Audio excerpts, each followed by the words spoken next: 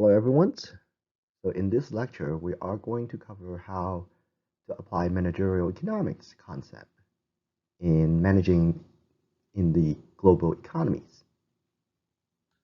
So in this chapter, we are going to cover several topics, including import-export sales and exchange rates, outsourcing, market for US dollar as foreign exchange, the determinants of long-run trends in exchange rates, the purchasing power parities, and also how we are putting the managerial perspective in international trade business. In today's dates, most of the company running either nationally, right, in the US or maybe overseas, any foreign firms, right, that operate in different countries. We are becoming more and more of a global economies now that the firms are not only just having competitions within the nations, but they are also competitors with other companies who produce the same kinds of products somewhere else in the world. Of course, those companies are going to face different constraints, such as the domestic policies, tax, and other forms of environmental restrictions. But in general, they are still competing with each other within certain kinds of similarities. Like for examples, Nike in the United States, they are going to import goods from China or maybe Vietnam for their shoes, and they are going to sell it domestically in the US. Well, at the same time, Nike might actually produce the goods somewhere else in the world, sell it in the US, but also at the same time exporting the goods to other places to sell in the world. So it's becoming more and more of a global economy that we are looking at in terms of competitions instead of the local domestic industry levels.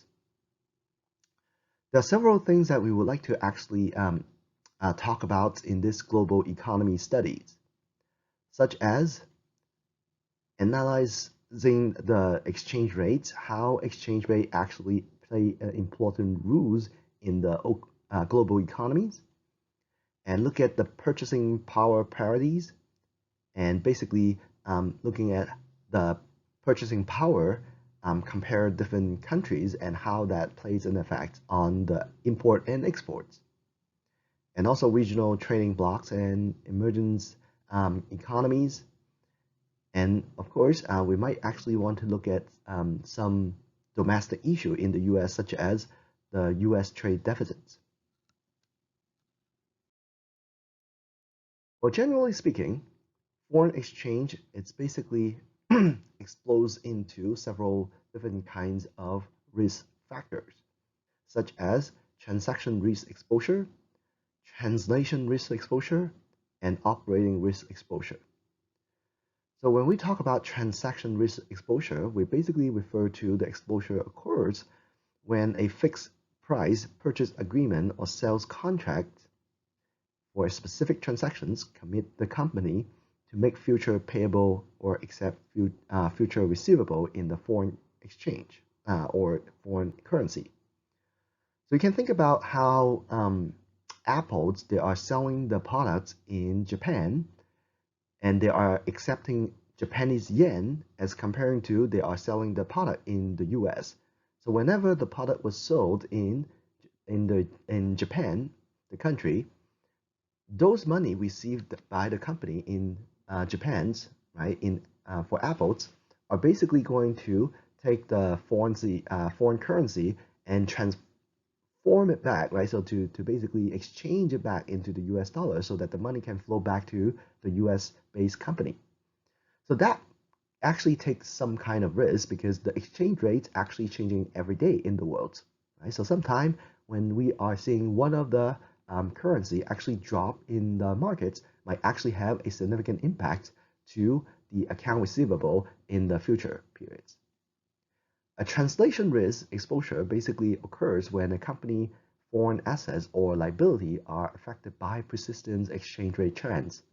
Accordingly, the accounting books in the home countries must be adjusted.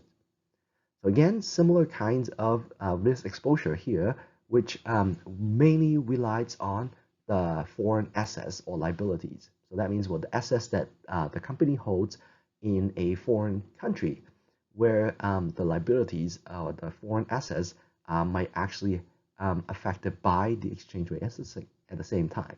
And those are going to mark into the accounting books in the home country. So those kind of risk needs to be adjusted as well. The last one is called operating risk exposure, which occurs when the foreign exchange fluctuation that result in substantial changes in the operating cash flows of foreign subsidiaries, like those befalling Toyotas for the Silica GTS.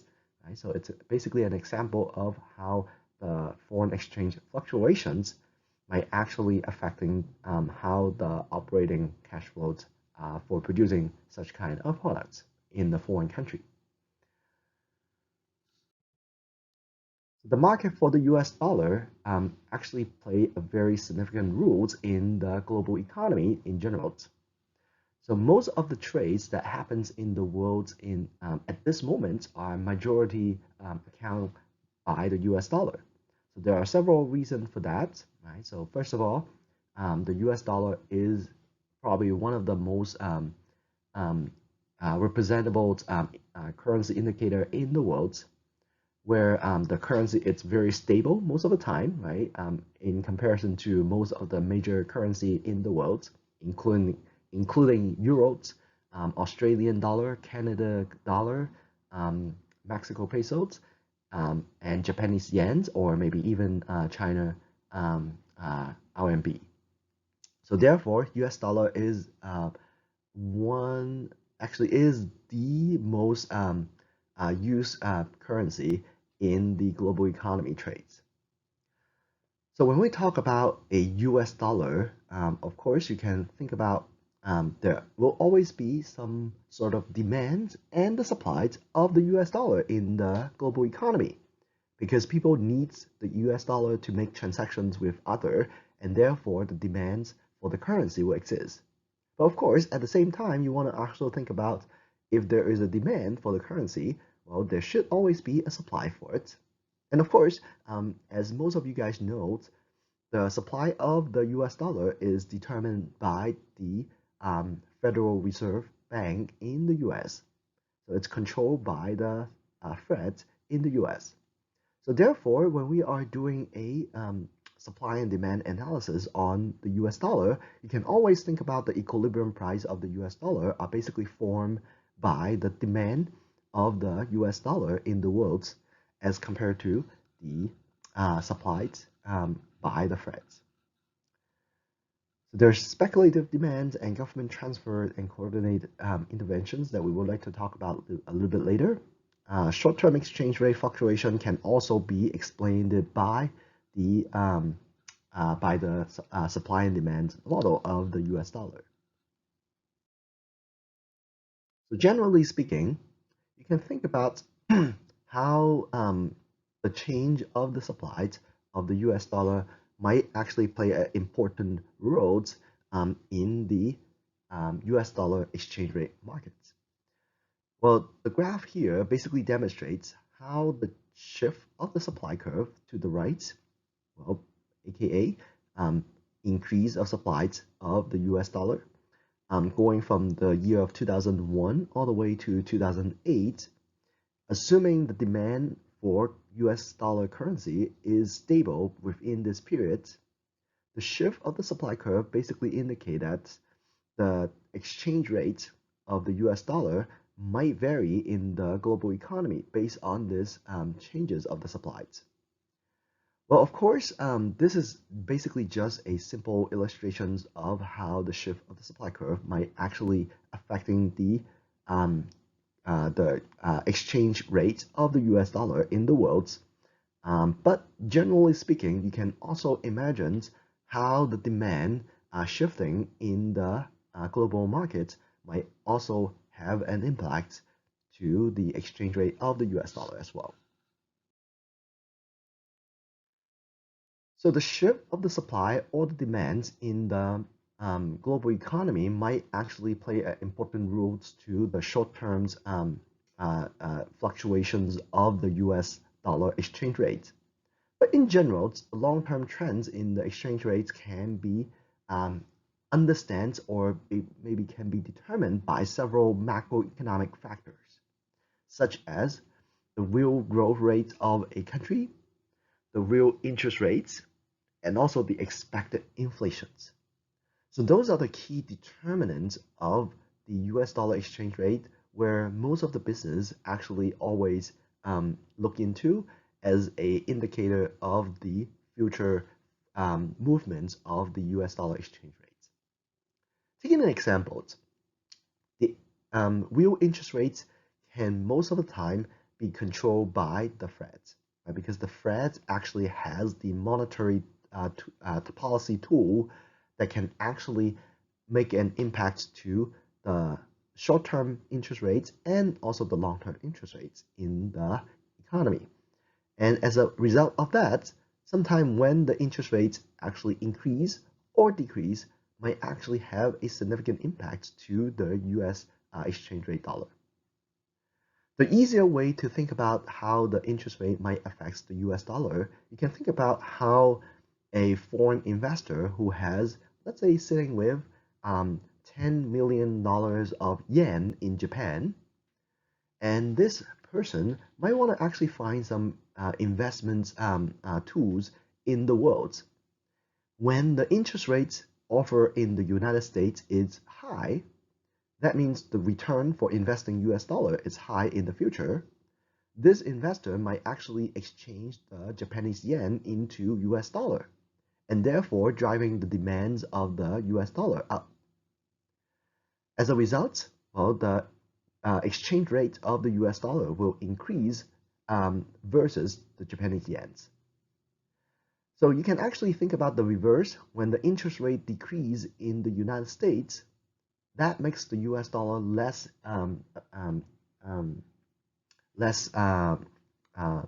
interesting, or maybe less profitable to invest in the global economy.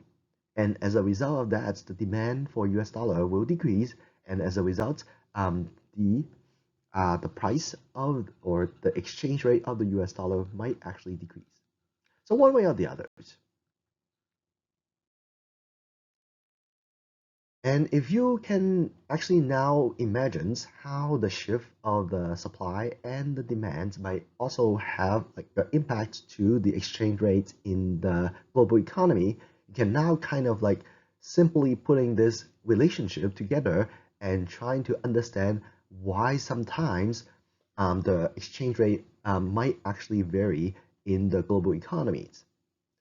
And in this case, we are looking at something that's related to yens and euros in the global economy in versus the US dollar. And this is a little bit more of a dynamic model that we can actually now observe how simultaneously the shift of the supply and the demand might play an important roles to the determinations of the equilibrium exchange rates in the markets.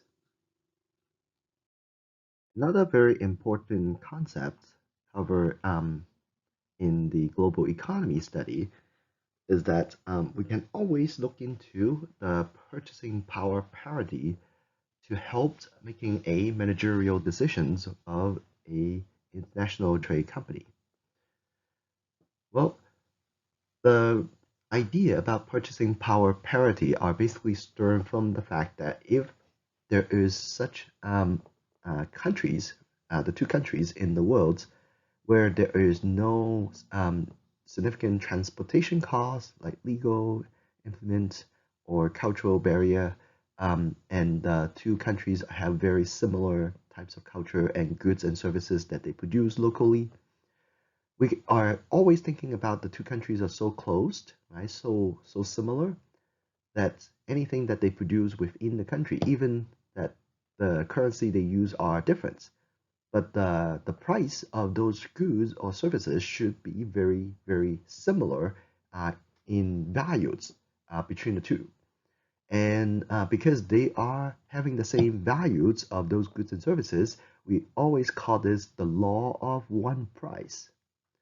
So the law of one price basically tell us that if those are the goods and services that worth almost the same values in the two different countries, as long as we can calculate the exchange rate correctly or appropriately, then we should always get the value correct of the two goods.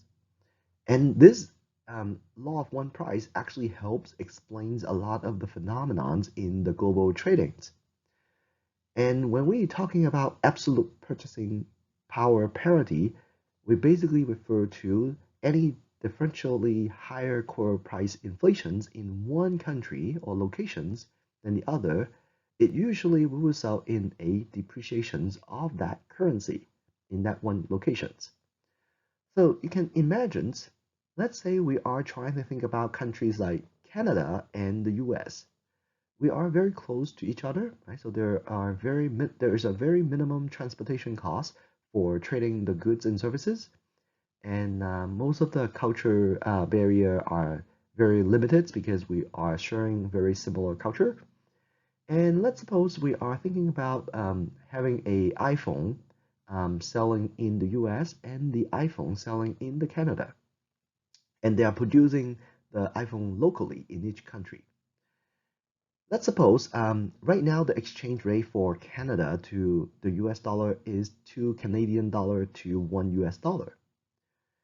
If that's the case, well, the phone that's selling in the US, let's suppose, is $1,000, and it should be, by the law of one price, it will cost the Canadians to purchase the same iPhone with 200 or 2,000 Canadian dollar. So 1,000 to 2,000 price. However, if we calculate the exchange rate correctly, right, so that basically translate into the same values of the iPhone. However, if one day there is a country, let's say United States, now having a inflations of the iPhones, and that now increased the price of iPhone from $1,000 to $3,000, right?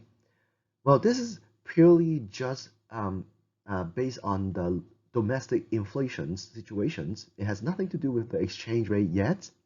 But as you can imagine, if that is the case, when the Americans trying to buy an iPhone again, they might actually think about maybe it's a better to buy the iPhone directly from Canada instead of buying the one that produced in the United States. And the main reason is because, well, the one that produced in Canada now is charging only 2,000 Canadian dollar, which translates into 1,000 US dollar. And it doesn't really make sense to spend $3,000 US dollar to buy the same exact product. And as a result of that, well, there will be a lot of export will be going from the Canada country for that iPhone product into imported into the US market. Well, because of this arbitrary opportunity, right? So company can actually make profits in Canada for selling the products in Canada to the United States, and therefore there will be a very significant decrease in supply in the United States for iPhone. So this situation will not continue in the long term because, well, at the end of the day, we still want the, or maybe there are manufacturers in the United States, they still want to make sure that they can actually sell that product to the domestic market and maybe sometime to the global market. And as a result of that, the price of iPhone in the United States will continue to basically tracing that price difference, right, between the two, the Canadian dollar and the US dollar. And in this case, instead of 2 Canadian dollar exchange for 1 US dollar, this exchange rate will slowly adjust for that reason of law of one price.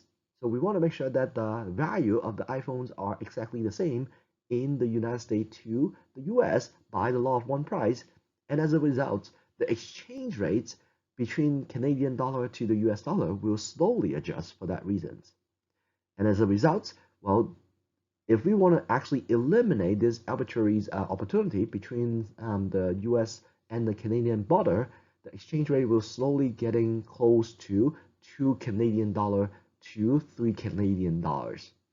So therefore, by looking at this example, you can easily imagine how an inflation can play a very important role in purchasing power parity that actually affecting the number of exchange of import and export, and also how it affects the exchange rates between the countries overall. As mentioned before, the purchasing price parity actually helps many managers answer very difficult questions such as how big the foreign business opportunity really are. So if we have an economy that is super active and expanding and growing, then obviously this is where you might want to actually invest your business right into this country. Well, one very challenging thing is to measure the types of activities or business activity in a particular country is that, well, those exchange rates are actually constantly changing. So therefore, in order to get a better picture of the true business opportunity or activities in a country comparing to other, is basically having some sort of like comparisons or maybe a true estimated business activity figures so that we can actually understand how one country actually compared to another. So to get that kind of measure, we still have one more hurdle that we have to actually consider. Think about how the overall price in the United States as comparing to the overall price levels in a developing country like maybe in China. Most of the goods in China are much cheaper as comparing to the US. Well, not only just because of the exchange rates are different, but even consider the exchange rate, we still found that the cost of living in China are much lower as comparing to the United States as well. Well, therefore, if we are only comparing, let's say, GDP of the countries, we might actually have some sort of misunderstanding of how active the business are in each of the country. Therefore, one way to kind of like calculate that purchasing power parity is to take into account of both the GDP figure of a country and the cost of living of the country. And in this table here, what we are representing, it's basically trying to compare how different countries in the world with the estimated, not estimated, but the GDP purchasing power parity adjusted with inflations as compared to, or the cost of living in this case, not inflations, but the cost of living as compared to the United States. So as you can see, the first column here basically showing you how we are using the GDP PPP adjusted to represent the business activities in the United States. So there is $15.1 trillion of GDP adjusted with that cost of living in the US. So that's basically a good figure to kind of like see how active right, so business are in the United States. Because the more transactions we have, the more GDP we will encounter. However, if you look at China on the first columns, you might find that the GDP in China it's only $7.3 trillion.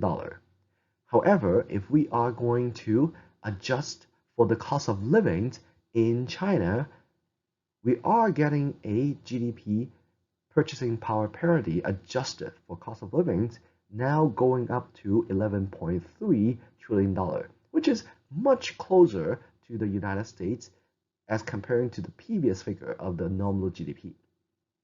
So the main reasons you are seeing the difference between the GDP in nominal terms and the GDP in the PPP adjusted term, it's mainly because the cost of living in China is much cheaper compared to the United States.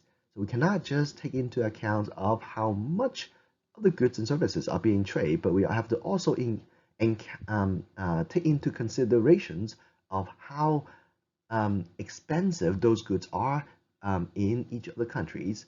So as you can see across the board, most of the developed country like Japan, Germany, and UK, you will see the nominal GDP will be most of them are lower the GDP purchasing power parity adjusted figure will be lower than the actual nominal GDP. And the main reason is because the cost of living in those countries are higher than the developing countries, such as Mexico, Turkey, and Poland.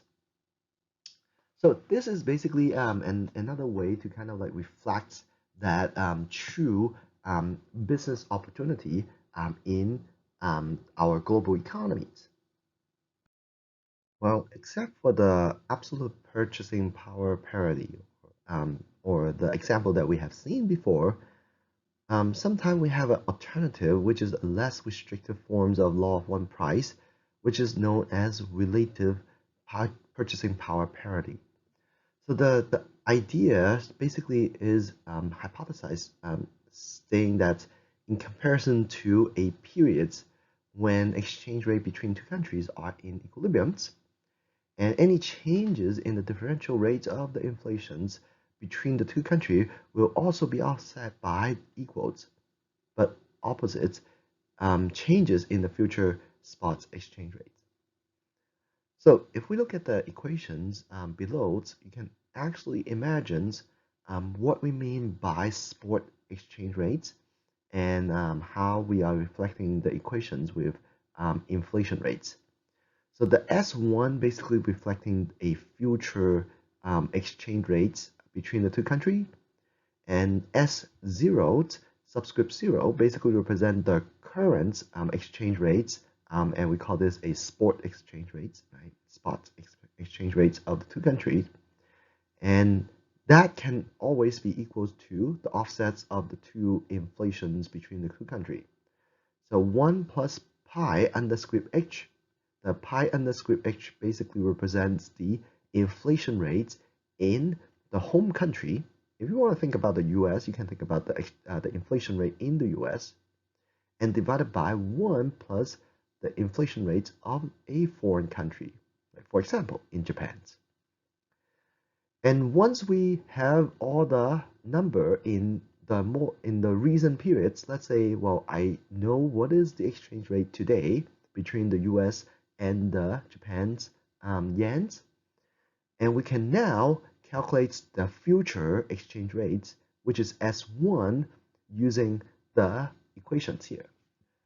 Let's assume that, well, the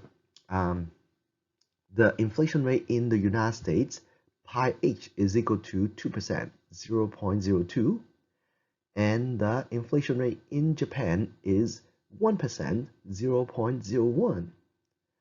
And to calculate the future exchange rate with this relative purchasing power parity, it's basically using 1.02 divided by 1.01 and multiply by the current exchange rate. Let's suppose, I don't know, 107. And that will return an exchange rate in these calculations that reflects the S1, which is called the future spot exchange rate. So this is another very useful tools most of the time for manager to kind of like figure out what could be a estimated exchange rate in the future period. But of course, you don't want to rely this calculation too much for a longer term predictions, but this could be a good calculations to give an idea about the exchange rate in the short term. Let's say maybe quarterly, maybe half a year, or maybe sometime in an annual base.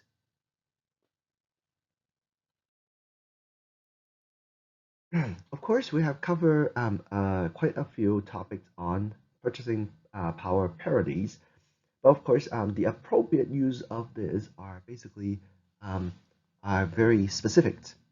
Right? So you can think about how international businesses environments of exchange rates, they trends does not actually allow any fine tunes, right? So in the markets, it does allow a better medium term planning of production volumes or proactive pricings or target markets and segment distribution channels, all of which might offer profit advantage. But some companies make actually these considerations a focus of the business plans and prosper in the international markets. Others may be a little bit less successful, right? Well, in the short runs, therefore, price stickiness in the trade goods combined with the naming rights behavior of herd of exchange rate speculator might actually cause nominal exchange rate to overshoot or maybe undershoot the equilibrium's level in adjusting to the demand or monetary shocks. To avoid these kind of problems, many analysts actually perform a cross-border comparisons of the price level or trade statistics using purchasing power parity to estimate for maybe the prior 15 years periods. There are several ways that we can actually use the purchasing power parity in general, but most of the time we are definitely depends on this to tell us how um, to make that decisions of our international business, whether to set a factories in a certain countries, or maybe should we sell our product in there, or should we actually import products directly from the country and taking the productions in this foreign country and sell the product in the local domestic border. All of this are basically stemmed from this very powerful measurements of the purchasing power parities. In a managerial perspective, within the regional trade bloc like the EU, the NAFTA, or maybe even the Mercosur, or maybe Asian Pacific Economic Corporations, sometimes called APEC, each of these members are basically designed to improve the economic growth by specializing in accordance with the comparative advantage and engaging any possible free trades between countries within the member groups. So this kinds of trade agreements or maybe organizations are very, very important to making a determinations of where your global business should be in, because some of these operations or maybe some of these agreements or cooperations might actually have a significant impact to the cost of trading between the countries within the networks.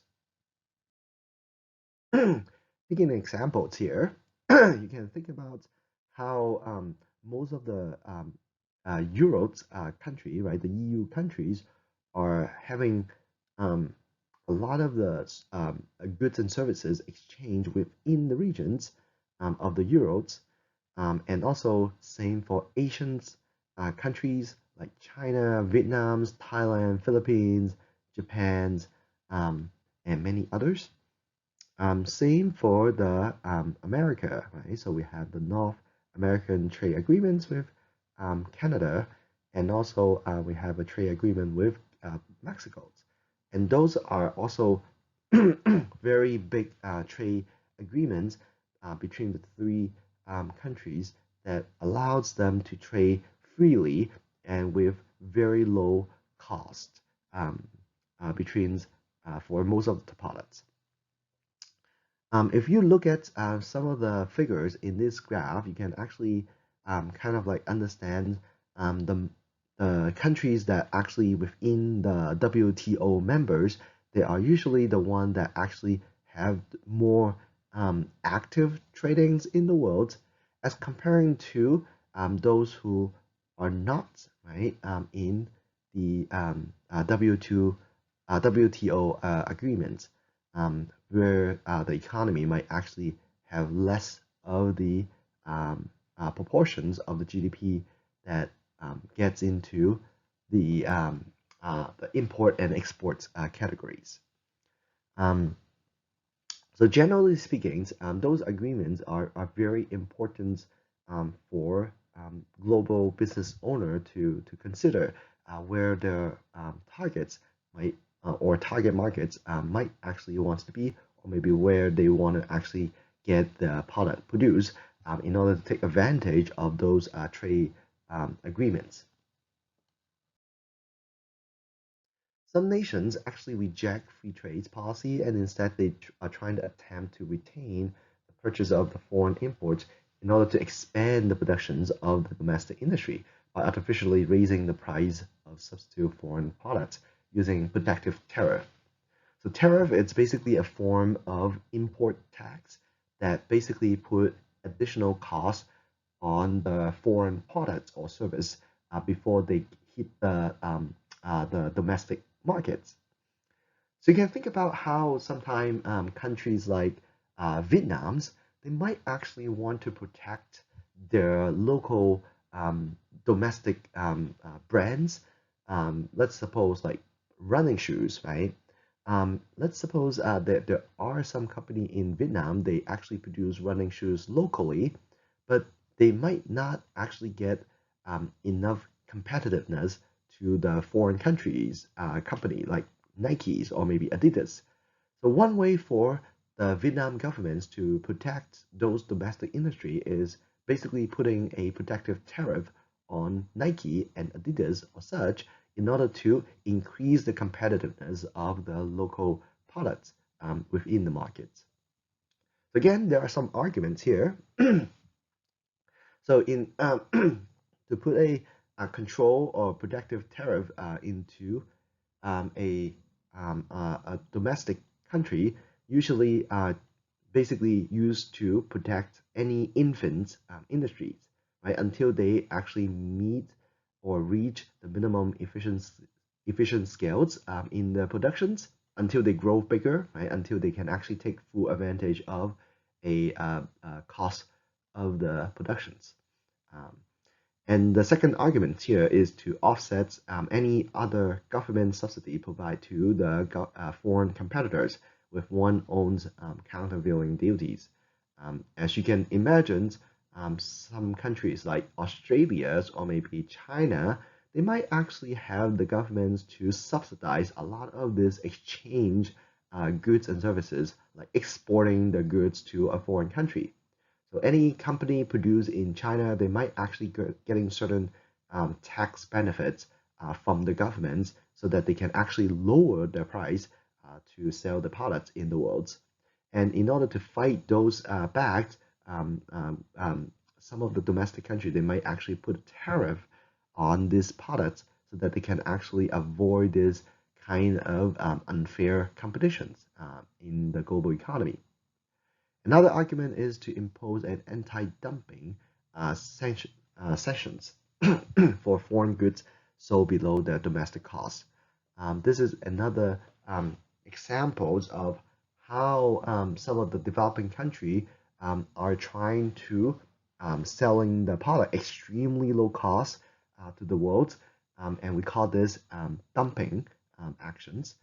Um, and because they are dumping so much of this cheap low cost products or service in the world, some of the businesses or industries in the domestic border of, let's say, United States or maybe Germany, they might not run um, enough competitiveness with these competitions in the world, and they might actually fail to survive. So in order to help sustainably surviving the local industries and avoid this kind of dumping behavior, some of the tariff action can be used as a protective policy to those domestic firms.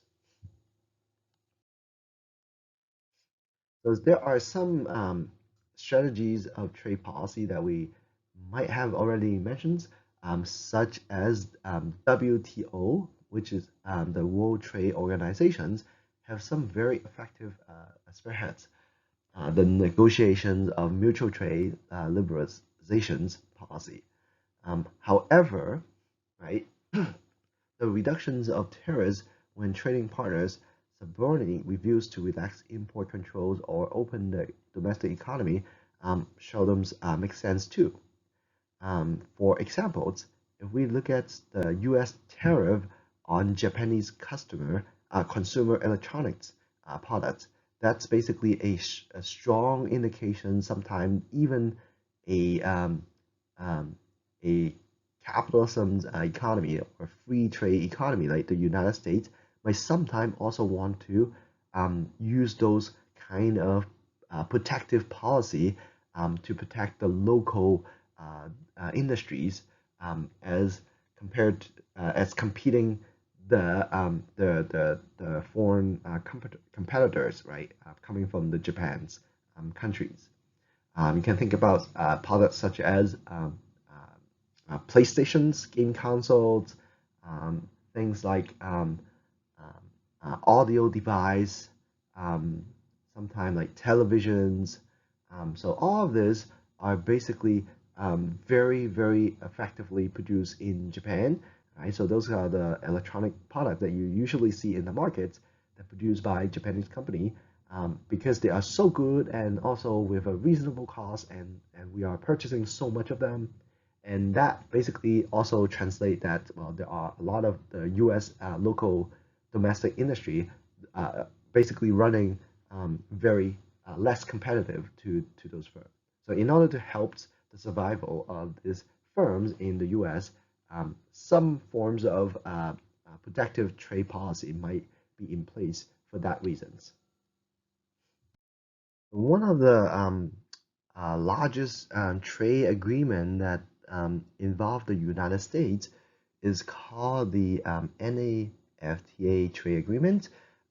It's basically standing for North America Free Trade Agreement. Um, from this trade agreement, we actually know that the three North American countries, the US, Canada, and Mexico, are basically the three that actually got involved with this trade agreement. Um, and and from the below pie charts, you can literally see how each of these foreign country have those trades, either import or export with the United States. About 14.92% of the good export share are basically coming from Mexico or exported to Mexico, and about 19.34% of the products in or the exported product from the US are going to Canada. So you can actually see how important sometimes these trade agreements will affect the behavior of a countries, even like the United States. You can also observe that the imports are also given the two countries the biggest share in the pie chart, except for China, of course. The United States are buying 19.66% of the import goods and services from China directly. But if you look at Canada and Mexico, they are also taking a fairly good big share of those imports. So we are bringing 12%, 12.39% of the import good from Mexico and 14.65% of the import goods from Canada. So um, if that's basically a chart that actually gives you an idea of how important it is sometimes to take into considerations when you're making a business decisions, where you want to target a market or maybe how you want to expand your business. As long as you are running a business in the United States, now if you're looking at this North American free trade agreement, you might actually want to consider the next country that when you are considering for the expansions of your business, you might want to actually first consider either taking the markets in Canada or maybe taking the markets in Mexico. And there have been a lot of giant firms that are taking advantage of this free trade agreements, such as Chrysler, General Motors, Walmart, Dollar Trees, all of this big giant company in the United States are currently taking a full advantage of running the business in both the Canada and the Mexico for selling the goods or maybe the service in these free trade countries within the networks. Of course, by the end of the date, we cannot just look into a business opportunity by um, understanding just the foreign sea exchange, right? The foreign exchange rates, or maybe the purchasing power parities, or maybe even with the trade policies, or maybe trade agreements. Sometimes you have to also take into considerations of the current state of the economy, especially taking a case in the United States. There have been a really long problems with our trade deficits. So with the United States or the US dollar depreciating 55% from the year of 2001 to 2008 and pushing well below purchasing power parity, the US exports were bound to recovery when combined with the experience of other export powerhouses across the US manufacturing. A merchandise trade deficit of only 464 billion, which is about 270 billions with China alone, added to the 128 billions trade surplus in service to yields to a much reduced 336 billion trade deficits in the year of 2003, which is just about 3% of the US GDP. Well, but since then, as the US economy slowly recover, imports have gained swollen, and the trade deficit is now back up to 620 billion in the year of 2015. So this is basically a piece of information that you have to take into account because when the United States are trading with the world, we also have to take into considerations of like, are we actually buying more goods than we are importing or we are exporting the goods out to the global world? If the trade deficits actually continue to grow, it's a burden to the country. Right? You can actually think about we are always buying more goods from the outside world as comparing to we are selling them, the goods from the local to the global market. The country will always having these deficits, right, to run as a government. So this will have a significant impact to the long run investment in the United States. But you can also think about, well, it is and long-term problems that we have to take into consideration. But in the shorter term, of course, we cannot deny the fact that when countries like Brazil or maybe China, they are having such a low labor cost in productions, it's hard to imagine we are not taking advantage of those lower cost productions somewhere else in the world. But fortunately, these developing countries like Brazil and China has also seen a significant jumps in those labor compensation costs. It's almost double in the last decades. And the US manufacturing is now competitive with South Korea and China and remains about 20 to 25% cheaper than the Europeans manufacturing as well. So that's basically an indication that we might actually have a chance to turn this deficits around, even though we are still relying so much from countries like China or maybe Canada or maybe Mexico. But as long as we can actually continue to improve our technologies and also reducing manufacturing costs, we are still be able to reduce this trade deficit levels in the long run. If that is the case, well, then you can easily imagine how sometimes governments might actually start having policy to support the technological innovations and maybe sometimes to compensate or maybe to subsidize some of the local businesses to make their productions locally to fight back with this global economy competitions. So again, those kind of macroeconomic variables or maybe events is also something that you have to take into considerations when you are making a managerial decisions in your business within the global economy. Again, we have a very brief introductions to the global economy in the managerial economics topics. So there are more for you to explore in the textbook reading.